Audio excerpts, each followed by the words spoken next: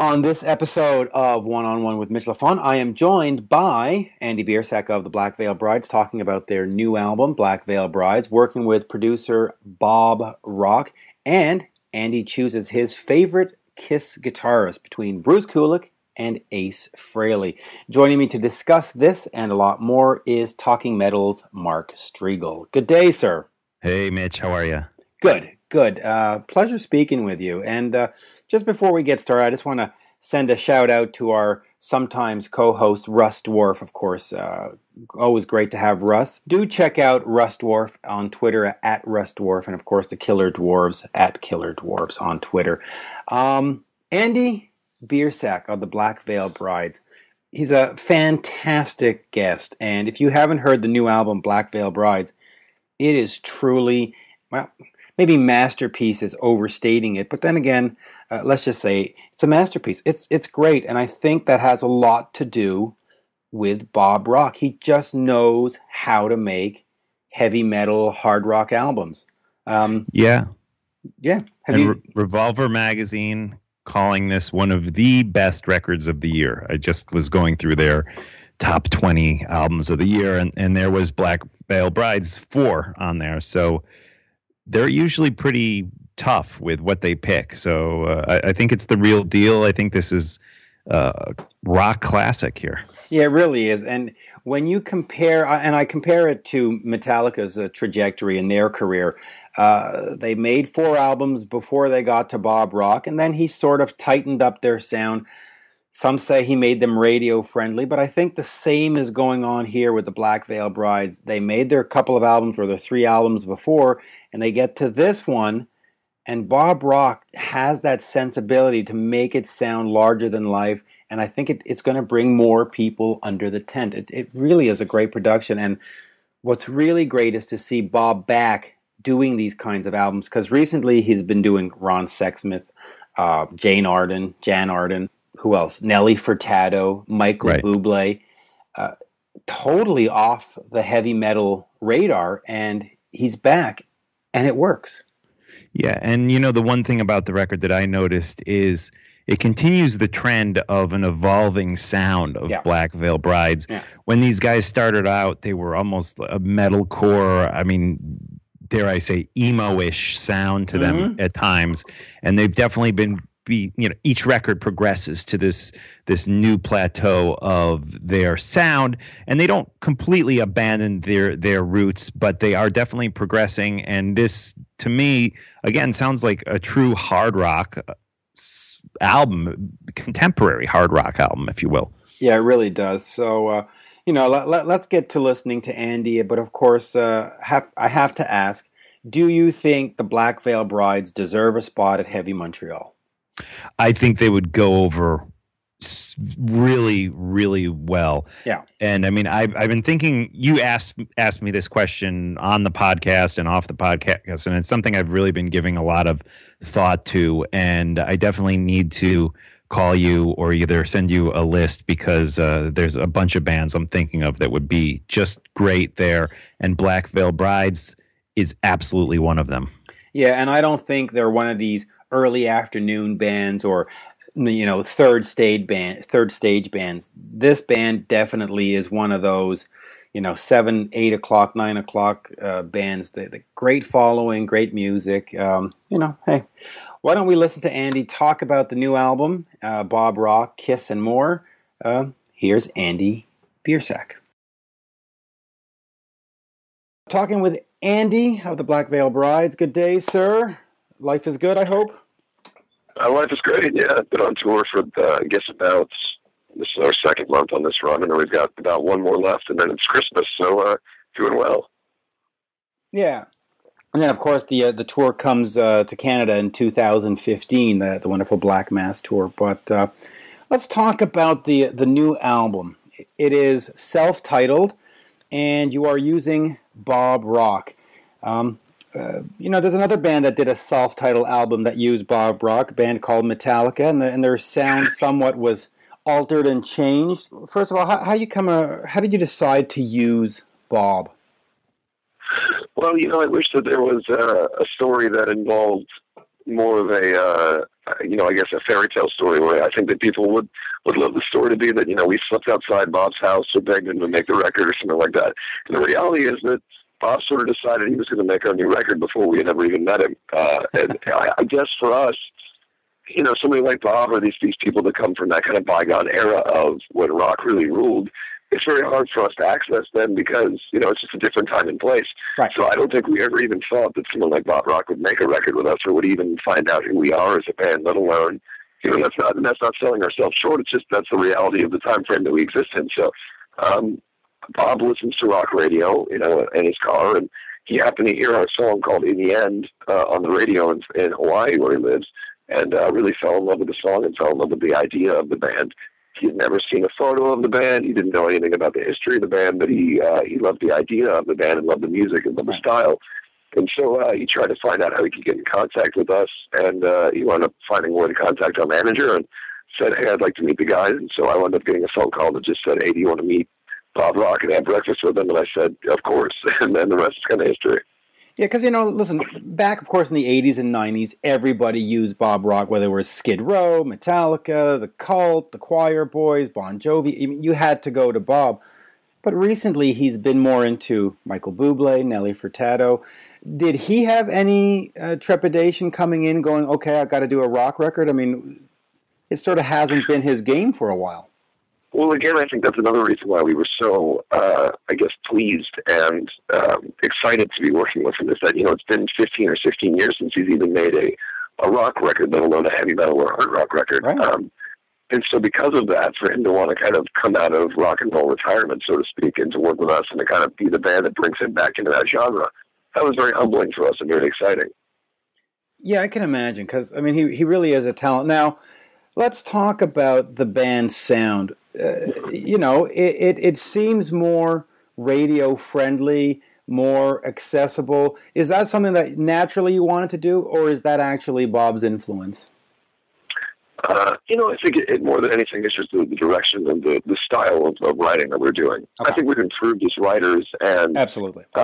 It's not necessarily that we were going for the radio-friendly songs. It's more just that I think the quality of the song is better. And something that people sometimes forget when they refer to radio-friendly or any of those kind of things is that often that just is indicative of the fact that a band is better at writing a melody or is getting better at songwriting or song structure. And the reason why songs tend to be hits, particularly in the rock genre, is because they're good songs. Right. The older you get and the better ability you have to be able to write those type of songs, the more opportunity you have to maybe break into that world. But we certainly didn't sit down with the intention of writing a radio record, but we definitely wanted to do something that's felt more mature.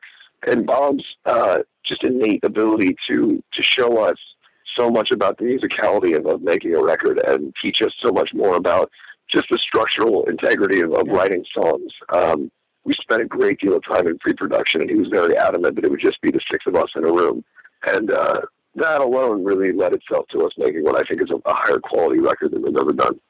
Yeah, and listen, some fans, especially older Metallica fans, are not big Bob Rock fans. I happen to love everything he does, and I think he really gives you a solid record. I mean, he's very slick at what he does, and good right. for him. Now, you mentioned that he wanted the six of you in a room working on this, but the band has gone through changes over the years. Going back to 2006, you're the only original member, right? Everybody else has changed.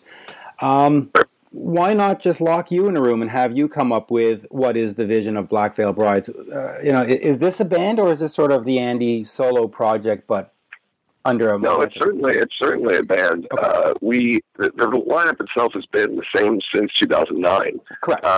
The difficulty that sometimes I think I face with people having the perception that there's a revolving door of members is that I started the band name when I was in high school, and so very rarely does a high school band work out, and very rarely when you grow up in a small town does that high school band work out. So because I kept the name all through that era of my life, when I finally started the band up, and when I was just turning 18, 19 years old, when I finally met the members of the band who are in the band today, that really was when the band started. That's when right. we had copyrights, and that's when there was really a business LLC, and that's when the band itself started. So we make the same amount of money. Everything is split evenly in the band. There isn't anything about the band apart from the fact that I own it, so to speak. But apart from that, is 100% a partnership. And The band itself is made up of the five of us. And again, in terms of monetary gain and everything, everybody's making the same amount of money, and everybody's on the same playing field.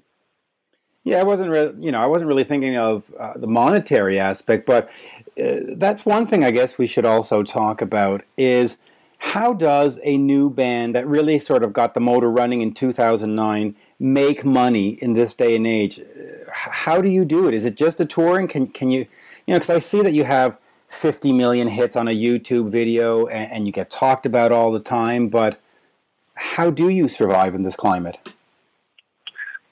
Not without difficulty. I think the perception that guys in bands, regardless of the era they existed in, are just millionaires making a bunch of money is something that's sort of silly, and I think it should be thrown out because it's building unrealistic expectations in the audience eyes, and then in bands eyes.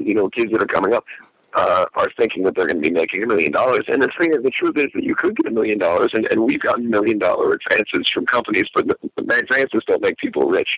The reality is that records don't sell on the capacity that they used to, and if they do sell, it's very rare that the band is seeing a lot of that financial gain. So the only way you can really make money and live comfortably is to, like you say, tour constantly, to find ulterior ways to make money and other schemes that you can do in life. Make sure that you're savvy enough to be able to save your money. But none of the bands that I know are raking in millions of dollars. We really have to do it for the love of the music. And don't get me wrong, I exist comfortably. I'm fortunate that I'm in a position where my band is popular enough where I get to have multiple buses, trucks, and the staging, and I get to have a nice, comfortable life and have a nice home and everything. But I'm by no means raking in the millions. Right. Well, speaking of that, recently Taylor Swift took everything off of Spotify, and Nikki Sixx said, "Well, hey, you can't really blame her." What's your take on the whole sort of streaming service stuff? Because when Deezer and Spotify and RDO get hit, at the same time, nobody says anything about YouTube, which is also basically a streaming service. Sure, yeah. I think that the biggest thing is that it's going to be. I don't think that any of these small little maneuvers that people are doing in terms of removing this from this or whatever, I don't think that there's a fix to the problem. I think that the fix is constantly. I think that the problem stems from something that is so far back-reaching, and in terms of the history of music. When it comes to how poorly I think most of the labels handled the whole crossover into digital media, I don't think that there is a solution. And I think that it's nice that people want to try to find little ways of fixing it here and there, but I don't think that they're going to find an ultimate way to try to gain their money back. And I think that the labels are going to have to change their business strategy if they hope to make any kind of money off of music. It's just the truth. I mean, the whole industry is down 20% from even last year. And we're very fortunate that our label supports us, but being on a major label, it's difficult to know what the future is. So we've been allowed the opportunity to make records, and they've given us great budgets, and they always support what we do, and we're very thankful for that. But I also know that I'm not going to be in a situation where, whether a record streams or not, it's unlikely that I'm going to be making a bunch of money off of record sales. That's just the way that it is. And we're the kind of band that, we might have a top 10 record, but it doesn't mean that we're paying for anything other than maybe keeping the electricity on for a couple more days at Universal. It's not a situation where we're bringing them a bunch of money. It's not a situation where we're raking in a bunch of money. So to me, for rock bands and for people who are just trying to be available to their audience, streaming sites and stuff like that, they garner an opportunity for people to actually hear the music, because the reality is it's just very hard to get people to buy records anymore. It really is. So the question then has to be asked, why bother making a record? Why not just do 3 songs, throw it up on iTunes or Google Store or whatever, and just do the tours? Why sit down and think, okay, I need to do 12 songs, I need to sequence it, I need to hire Bob Rock? Why not just say, we'll throw up 3 sort of demos and off we go? Well, I suppose if I was doing this for the idea of being famous or to the idea of continuing on a brand, then I guess I could do that. But the reality is we make records because that's our passion. I grew up listening to records. I loved the feeling behind an album. I love the sequencing. I love the time that it takes to make a record. I love the intricacy of albums. I love the artwork of albums. The reasons that I got into music are because of those things. Okay. So I guess in theory you could do that, and I understand that that's a viable model for people to do business. But for me, And the reason why we make records and the reason why we make music is because that's truly what our passion is. Yeah, that's a good answer. Now, the other thing I've noticed, especially on this one, is that you've minimized the use of makeup, or gotten rid of it altogether. What's that a reaction to? Is that just you want to show the band in a new light, or were there too many critics that said, you were hiding behind a face, or what's sort of going on there? To be honest with you, I think it's just an evolutionary process for the band. We have, over the last couple of records, kind of minimized the amount of the makeup, etc. And a lot of that just comes from the fact that, I've never been a band who wanted to only be one thing. I've never thought that in terms of the visual imagery that the band possesses, it should ever be the same constantly. Right. If you look from the first record in terms of trajectory to now, it's always different. Maybe it's less, maybe it's more, but the imagery and the theatricality has always been in a different direction. I really wanted this record to be something where the touring process, the stage show, and what we were able to do in terms of staging and lighting and video and all that stuff really gave the theatricality, as opposed to the band being dressed up in crazy costumes and crazy hair and everything. But also, I just think that you don't want to become a cartoon version of yourself.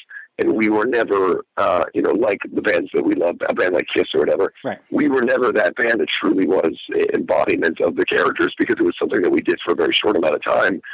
And we enjoy that the fans will come to the shows and still do the makeup and the elements of it. But we really wanted to evolve and become more something that was representative of us directly, as opposed to something that felt derivative of something that we wanted to be. How important, though, was it in the success of the band? Because when you can dress up in the makeup, and again, like Kiss, when you can, the kids can look like Andy and show up to the show with the black on the face, there is sort of a feeling of belonging. It's sort of like, well, I'm in this club. Absolutely, and they still do that. I mean, that's the thing is, in the Goodbye Agony video that we just released, right. I'm wearing that makeup. We like to reference it as, essentially, it's part of the history of the band. It's something that, I'll occasionally do on stage. Unlike Kiss, where there was either a makeup or non-makeup Kiss, right. With a band like ours, I can kind of go back and forth, and it depends on the mood of the night. And we see it more as a representative character as opposed to the actual identity of Andy or Ashley or whoever. Right. Now, we've mentioned Kiss a couple of times, and then we'll talk quickly about the Black Mass tour, but let's talk Kiss. You were born in 1990, way past the prime of Kiss, sort of at the tail end of the Motley Crue era. How did you get into those bands? And it really seems to me that not only do you like their music, you seem to really like their business model. You've sort of embraced what they did on and off stage, right? Absolutely. Like many people, I got into it because of my dad was into the band and introduced me to it at a young age. I've told the story many times that I found his Kiss trading cards, and that was kind of, I perceived them to be like superheroes. And so, that was kind of, and like many people, that was kind of their introduction into the band. Mm-hmm. That's sort of, the mid-70s era where the costumes were really very specific and kind of the height of their popularity. That was kind of the first Kiss that was introduced to me. And so while it might have been 1991 or 1992, it was still, to me, Kiss looked like they did in 1977 because that's all I knew. Right. Shortly after that, more and more VHS tapes became available. Things like Extreme Close-Up and those kind of tapes were available to me to watch, and I was able to learn the history of the band and sort of became obsessed with it. Then Revenge came out, and it was, great for me, again, as a kid, to be able to have that cassette tape and listen to it and sit in the backseat of my dad's car and drum along with pens, on the backseat. And, it was just sort of part of my life. Yeah, Sorry. Yeah, I was just going to say, it just seems that you really studied the whole thing. It seemed to be more than just you listened to the music. I mean, I don't want to say you've copied stuff, but you're very savvy the way that in your business decisions, from what I can see, and it sort of seems to follow a little bit of what they were doing. So let me ask you the obvious question then for a Kiss fan. Ace Frehley or Bruce Kulick? Well, it's so different. I honestly wish, my thing, and I told you this before, my thing was, as a kid, I always just wanted Bruce Kulick and Eric Singer to come back and for them to wear different kinds of makeup, and that was always my dream Kiss.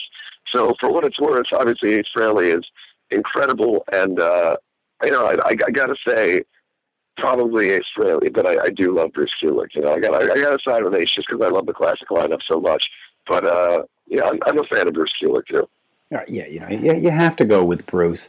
The Black Mass Tour coming to Canada in 2015. What are fans going to see? What are we going to see? Well, you know, we're playing a longer set than we've ever played on this tour. It's about an hour and a half, which is something that for us has been a lot of fun to play songs both from the new record and then to dip back into our catalog and play songs from the first record and stuff we've never even played live before. So that's been a real joy with us. And then also just in terms of staging, as I was saying earlier, one of the great byproducts of any form of success is that you're allowed to have more of an opportunity to give a better show to the audience.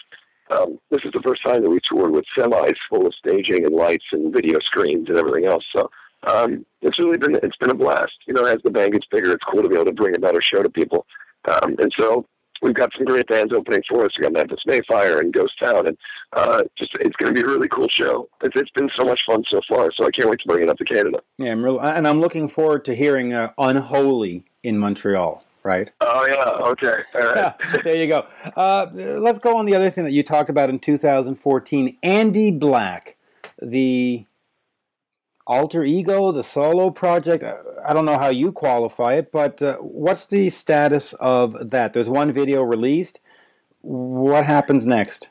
I guess I would kind of qualify it in both ways. It is sort of a side project and a side hobby, but it's also a bit of an alter ego. Mm-hmm. The idea is that I didn't want to do something that would be intrusive in any way to the band's music. And the kind of music that I wanted to make with that was another love that I have, which is more synth-oriented, kind of 80s pop music, stuff like Depeche Mode and Sisters of Mercy and those kind of groups. And so Andy Black to me is a representation of that kind of love that I have. And it's also fun to be able to wear the suit and, you know, do the pompadour and kind of get dressed up in a more Elvis-y kind of thing. And, you know, obviously, again, as somebody who loves the aesthetics of rock music, it's fun to kind of represent a different end of the spectrum as opposed to being the guy in the leather pants with the, you know, the makeup and the long hair and everything. It's kind of fun to do something slightly different. So my intention is probably to next year release a record under Andy Black. Again, it's just something that's been so much fun as a hobby that I don't take it too seriously. But if it becomes something serious in my life, then that's great. Is it too dangerous to do those kinds of songs under the BVB moniker? Because, you know, you look at Madonna, you look at U2, and a bunch of other bands. They've done albums that are completely out of the ordinary for them, and yet they still called it U2 and they still call it Madonna. Is there a danger, you think, to calling it Black Veil Brides? The danger is that most of those artists that have done that I've been fans of it in my life, have disappointed me or made me become detached from the band just because how disingenuous I thought it felt.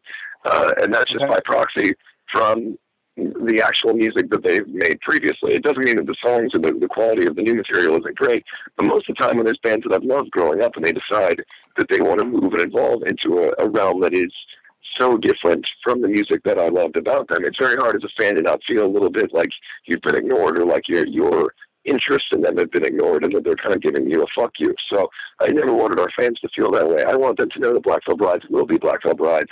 And of course we will evolve and change over time, but the intention is to not do new wave music in Black Veil Brides. You know, we're a rock and roll band. Yeah, it's sort of a catch-22. If you do too much of the same thing, then you become stale and people say, well, what am I doing here? But if you go way too outside, like you said, they feel disconnected and they go, ugh, what am I doing here? It's an incredibly fine line. So I guess you're following more the AC/DC model, that when you buy an album that says BVB on it, you know what you're getting.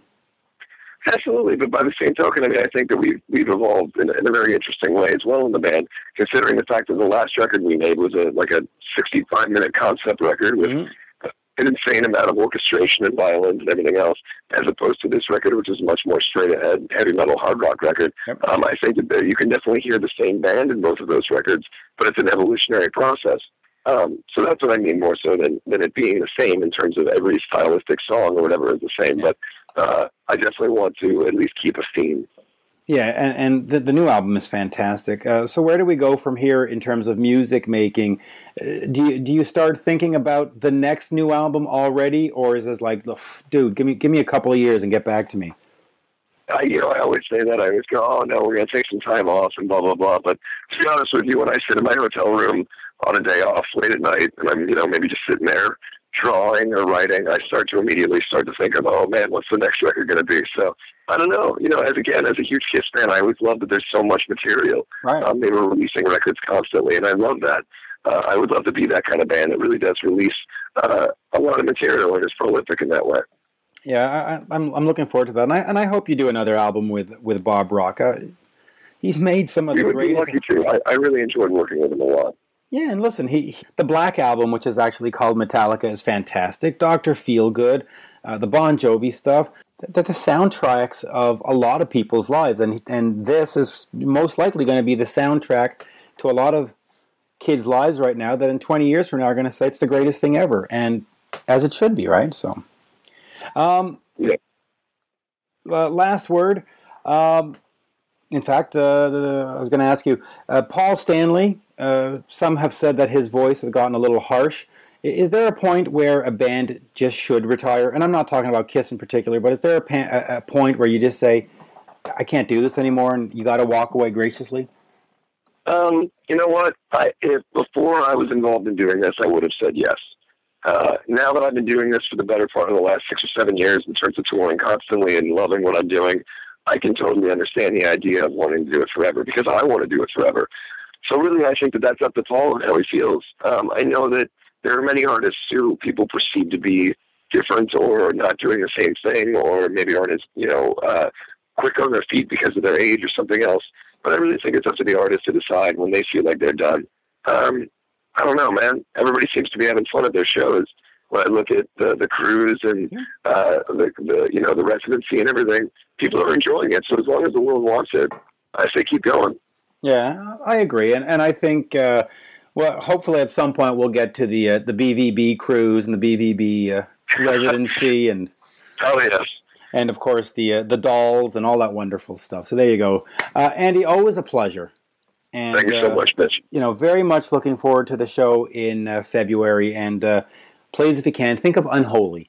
All right, will do. We'll see you there. Great. Yeah, thank you. All right, bye, Mitch. Bye-bye now.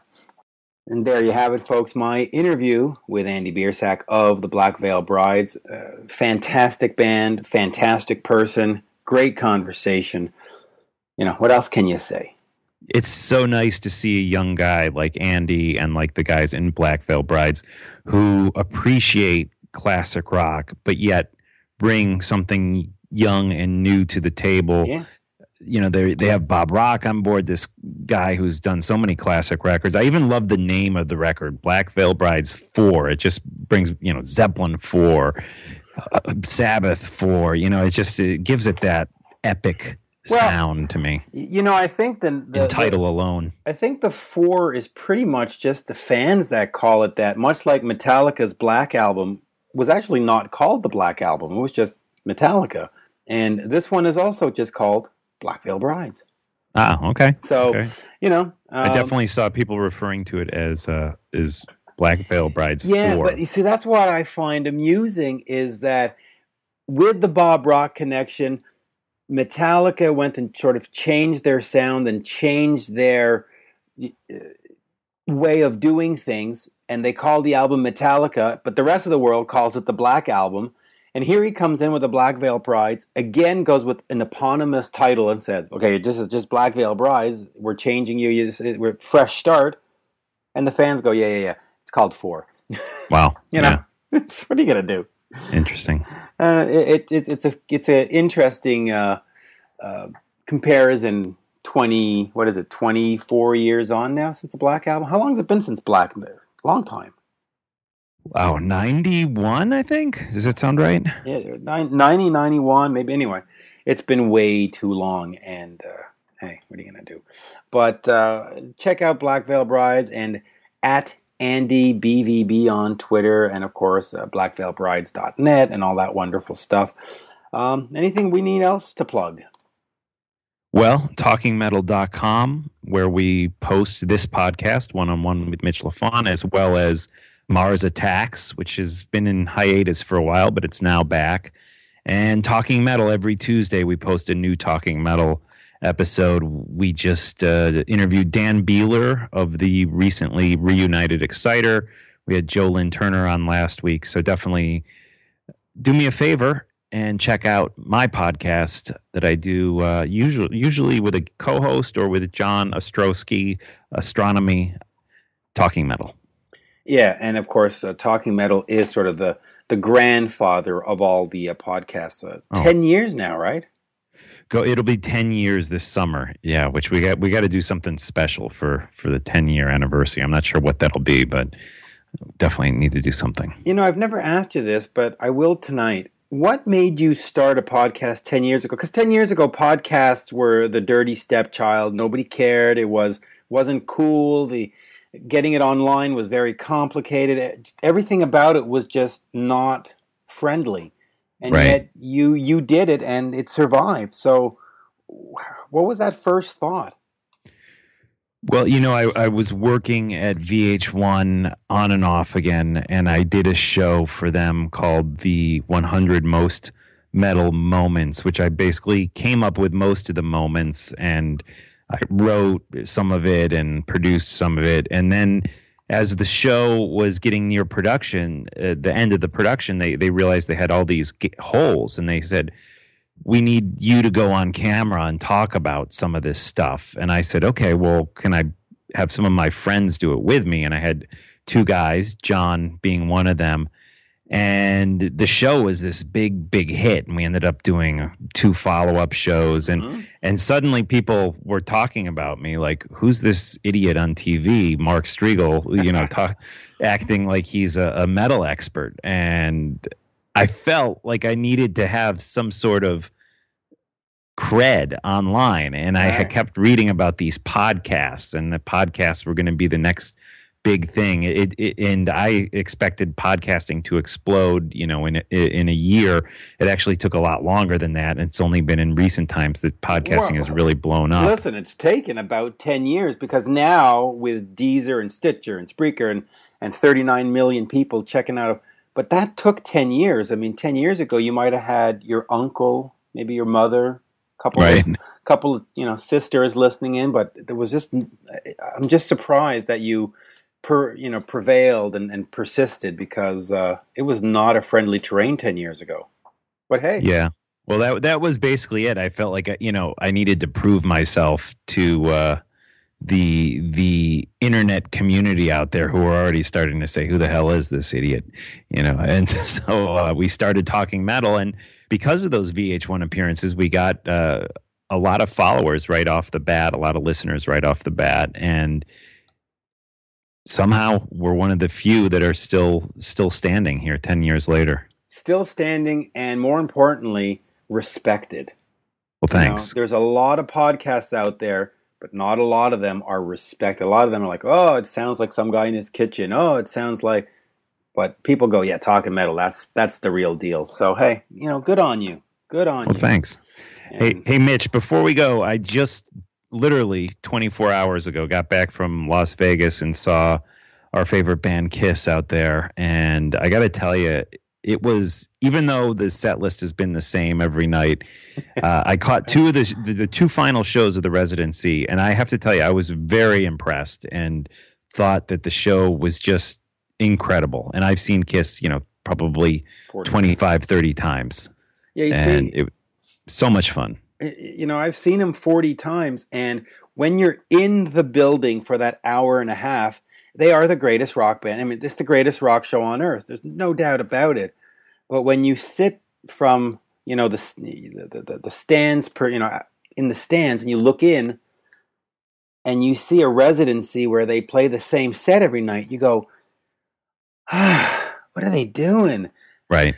I mean, everybody else from Guns N' Roses to Def Leppard, they switch stuff up, and you go, wow, that's lazy. But you know what? Had I been at the show, I would have said this is the greatest event ever, because that's what they do. They have a magic that when you're in the building, if you have the sweat and the tears and the bombs and the whole thing, it is the best rock show. So yeah, and it really was. The pyro and the lighting I thought was the most intense of any Kiss show I've ever seen. Every song had pyro explosions and flames and just so much fun. And they sounded really good. The first night specifically, Paul Stanley was in excellent voice. I mean, he was hitting every note. He sounded completely strong. I did notice, and you may have noticed this this past summer when you saw him on the Def Leppard tour, how much Eric Singer doubles him now, not just in backing vocals and choruses, but like on Tears Are Falling and some of the other songs. He's probably lower in the mix, but he's basically doubling Paul throughout the whole song. Yeah, and you know what? That's fine. A lot of people say, oh, Paul can't sing anymore, but if it takes them to rearrange the set list where Paul does a song, Gene does a song to give him a break, and Eric has to double, even if they had an off-stage or an on-stage keyboardist to help out, I'm all for it. Because when you go to a show, you want to see a good show, and it doesn't matter if it's Kiss or Bryan Adams or Black Veil Brides or whoever, you want to see a good show, and so I'm glad that Eric is getting in there and getting involved more, and you know, I'm glad that the band's still going on.